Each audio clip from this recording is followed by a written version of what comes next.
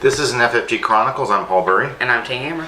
And this FFG Chronicles is going to be our reaction to the Nintendo Switch launch.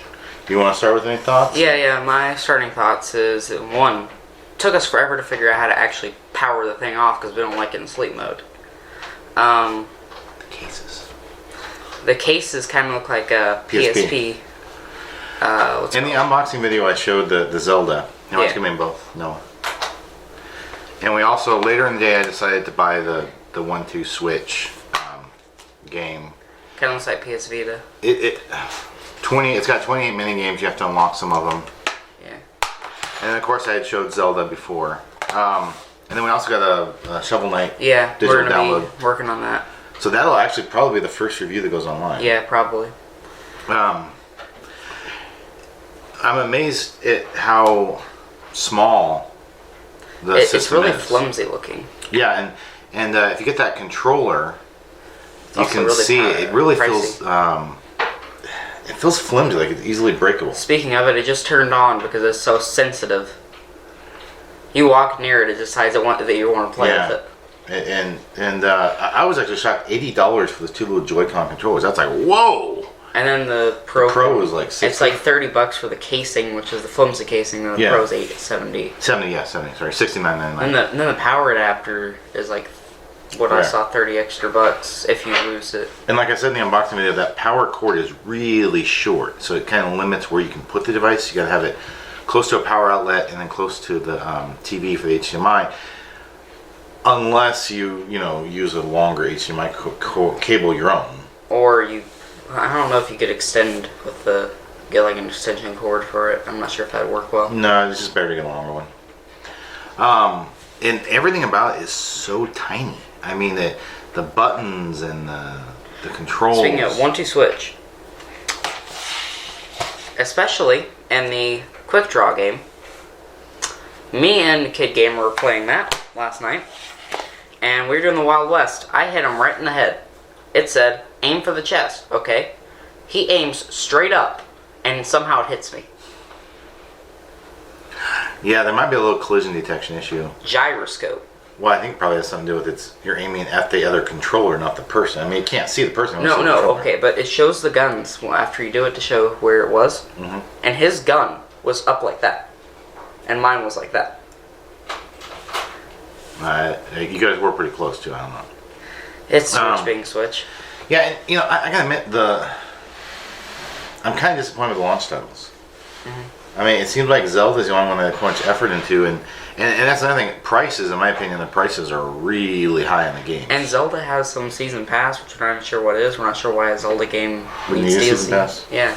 Yeah, it seems like it's just a way to make more money, by Nintendo. I think, like I said, I think the 1-2 Switch. I think the price for this should be $30 brand new. I think $50 is way too high, and I believe this should be $50 brand new instead, or maybe even $40 brand new instead of the $60. But it doesn't seem like Nintendo prices. Games. Well, I mean, there's a reason Nintendo has billions. I think I heard many years ago they had like 24 billion in their bank account. Well, the reason they have that much money is they fleeced gamers for decades. I mean, maybe it's just me, but we haven't seen a whole lot, so I can't make an accurate comparison of where this will be in the console races. Right. Zelda looks pretty good, but that could be the cell shading. It could not, and that's early, so we don't know what the system can actually handle. Right. And the first generation games never really show you as much. They learn along the way, and they get things better and compress things better. And usually mid to late, you just can't see what it can really do. I kind of think it will. It'll be better than the Wii U in terms of sales, but I don't think it's going to reach Wii. Yeah, me neither, because most of the multiplayer, what it sounds like, is they took away the free, which was pretty much the only reason people want Nintendo anymore. Yeah. Is the free online, and then they made it to where the local multiplayers, pretty much you have to go buy another Switch for some. Yeah, or another $80 Joy-Con. Or a Pro controller, $70. Yeah, because if we wanted to play multiple, if Switch was more than 2 players, or Bomberman's an excellent example. We don't even know. We don't have that one. Well, we've asked Konami to give us a reviewable copy. Haven't heard back yet. Hopefully, they give us a positive reply. If not, we'll have to save up and try to get it. Though I'm not really sure I want to plop down another 50 for a game that's not probably for Honor, worth man. 30 to 40 at most. Hopefully that comes down in price quickly. I mean, there's some potential for, at least on the Mario Kart has potential, but I'm not sure how that'll work multiplayer. It doesn't seem like it's gonna go. Well, I think multiplayer local. might be each person can use a Joy-Con. That's gonna be a bit weird though, because it's like, I don't know. Yeah.